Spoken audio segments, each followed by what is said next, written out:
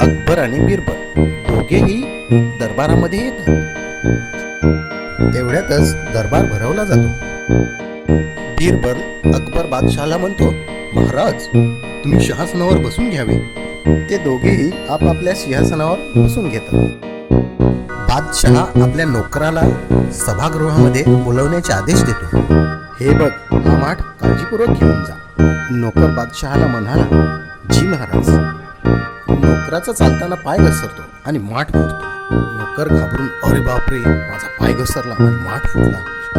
अकबर रागाने उठतो. अकबर कडाडून म्हणाला, हा माठ इतक्या बेपर्वाईने फुटला, हा गुन्हा क्षम्य नाही, याला फाशीची शिक्षा द्या. नोकर म्हणतो, माफ करा महाराज, माझ्याकडून चूक झाली. नोकर बिरबलाकडे जातो. बिरबलजी, मला वाचवा, महाराजांनी फाशीची शिक्षा दिली आहे.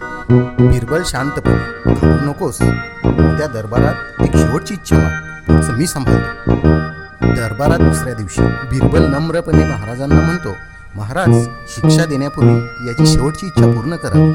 अकबर म्हणाला, बोल, काय शेवटची इच्छा आहे? नोकर हळुवार आवाजात म्हणाला, माझी इच्छा आहे, महालातील सर्व माठ माझ्या समोर आणावेत.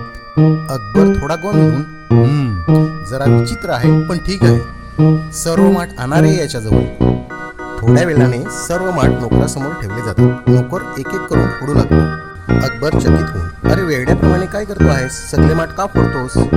नोकर शांत स्वरात, माफ करा महाराज, मी हे करतो आहे कारण उद्या पुन्हा एखादा माठ फुटला तर त्यामुळे कुणाला फाशी होऊ नये. दरबार शांत होतो. क्षणभरानंतर अकबर आपली चूक ओळखतो.